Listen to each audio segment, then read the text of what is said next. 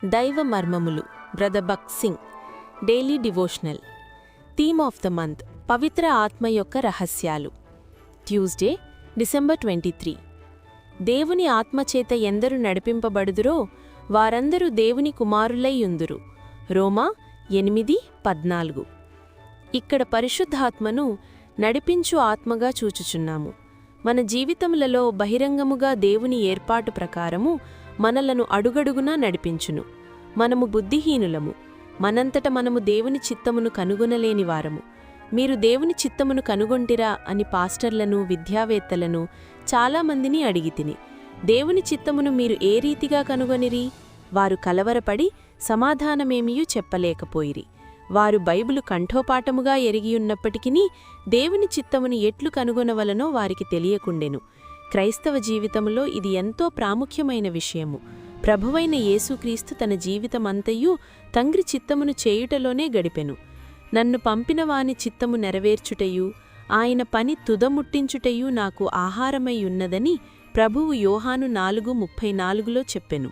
గెత్సెమనే తోటలో కూడా నా ఇష్టప్రకారము కాదు, నీ చిత్త ప్రకారమే కానిమ్ము అని ప్రభువు ప్రార్థించెను. కనుక మనము ప్రభువు చిత్తము ఎరుగుటలో అవివేకులముగా ఉండకూడదు.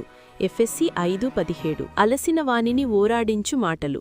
Daily meditations from the ministry of brother Bakht Singh. వారు వెళ్ళనక్కర్లేదు, మీరే వారికి భోజనము పెట్టుడి. మత్తయి 14:16. మనము యేసుక్రీస్తు ప్రభువును మన స్వంత రక్షకునిగా స్వీకరించితిమని యథార్థముగా నమ్మకముగా చెప్పగలిగిన ఎడల మన చుట్టూ ఆకలిగొనియున్న ప్రజలకు ఆత్మీయమైన ఆహారమును ఇవ్వగలిగి ఉండవలెను. మనము ఎక్కడ నివసించినము, ఏ గ్రామంలోనైనను ఏ పట్టణములోనైనను మన ఇరుగుపొరుగువారు ఎంతోమంది ఆకలిగొనియుండి అవమానకరమైన కార్యములను చేసుచూ చీకటిలో జీవించుచూ ఓడిపోయిన జీవితములను జీవిస్తున్నారు. మనకందరికీ ప్రభువు యొక్క ఆజ్ఞ ఏమనగా, మీరే వారికి భోజనము పెట్టుడి. మనము జీవాహారమును మన ప్రభువైన యేసుక్రీస్తు నుండి పొందినవారమైతే ఆకలిగొనియున్న వారికి, దప్పిగొనిన వారికి ఆహారమును పెట్టగలము. మనము ఇచ్చినదిదా వారు స్వీకరించకపోయినను మనకు కలిగియున్న దానిని ఇచ్చుట ఎంతో ఆధిక్యము. శిష్యులు జనసమూహమును చూచి తమ పేదరికమును ఒప్పుకొని ఇట్లు చెప్పిరి, ఇక్కడ మన యొద్ద 5 రొట్టెలును 2 చేపలును తప్ప మరేమీయూ లేదు. 17.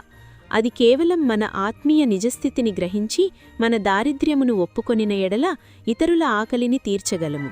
మన దగ్గర ఇచ్చుటకు విస్తారముగా ఉన్నదని మనము అనుకొనిన ఎడల ఇతరుల ఆకలిని నిస్సహాయతను మనము తృప్తిపరచలేము. ప్రభువు కొరకు వాడబడము. శిష్యులు తమ దారిద్ర్యమును ఒప్పుకొనినప్పుడు ప్రభువు వారితో ఈలాగు చెప్పెను, వాటిని నా యొద్దకు తెండి. 18. మనకు ఇక్కడ నేర్చుకొనవలసిన పాఠమున్నది. మన దగ్గర కొంచెమున్నప్పటికీ మనకు కలిగిన దానిని విశ్వాసముతో ప్రభువైన యేసుక్రీస్తు యొక్క పాదముల చెంతకు తీసుకొని రావలెను. ఆయనతో ఇట్లు చెప్పవలెను, ప్రభువా, నేను బలహీనుడనైనను వట్టివాడనైనను నాకు ఉన్న సమస్తము నీ దగ్గరకు తీసుకొని వచ్చితిని. ఏ విధముగా చెప్పవలెనో ఏలాగున చెప్పవలెనో నాకు తెలియదుగాని ప్రభువా, నన్ను నీ కొరకు సంపూర్ణముగా వాడుకొనుము. అదే రీతిగా నీ దగ్గర ఉన్న డబ్బును, సమయమును, బలమును ప్రభువునకు ఇచ్చుటకు సంకోచించకుము.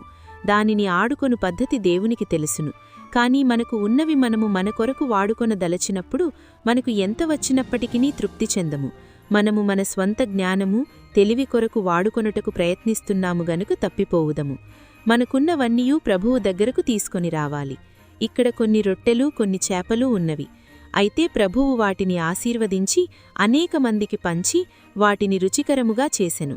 అదే రీతిగా మన ప్రయాసలపై దేవుని ఆశీర్వాదములను కోరుకొనిన ఎడల అది కార్యము చేయును. కొన్నిసార్లు మనము ఏమి చెప్పవలనో మనకు తెలియదు. మనము ప్రజలతో ఈ రీతిగా మాట్లాడుటకు భయపడదము. వారు నన్ను నమ్మరు, ఎందుకనగా నేను సరిగా మాట్లాడలేను, నాకు జ్ఞానము లేదు, నాకేమీయూ తెలియదు. కాని జ్ఞాపకముంచుకొనుము, నీ విరిగి నలిగిన మాటలను దేవుడు ఆశీర్వదించును. ఈ విరిగి నలిగిన మాటలు ఇతరులను ఎట్లు ఒప్పించును? కాని ప్రతి ఒక్క మాట కొందరికి ఆశీర్వాదకరముగా ఉండును. ప్రభువు రొట్టెలను ఆశీర్వదించినప్పుడు తప్పకుండా ఆయన మనం మాట్లాడు మాటలను కూడా ఆశీర్వదించును. ఇది ప్రతి పరిస్థితిలోనూ సత్యమయ్యున్నది. మన ఇరుగు పొరుగువారు, మనతో పనిచేసువారు మన ద్వారా ఆశీర్వదించబడవలెనని మనము అనుకొనిన ఎడల మన ప్రభువుతో ఇట్లు చెప్పటకు భయపడని వారముగా ఉండవలెను. ప్రభువా, నా నాలుకని ముట్టుము, మరియు నీ నామమున మాట్లాడు ప్రతి మాటను ఆశీర్వదించుము. దుఃఖములో బాధలో ఉన్నవారికి దేవుని వర్తమానము అవసరం. ఆయనతో సహపనివాడుగా ఉండుటకు నీవిష్టపడిన ఎడల దేవుడు నిన్ను వాడుకొనును. Daily Jesus words, హెబ్రాన్.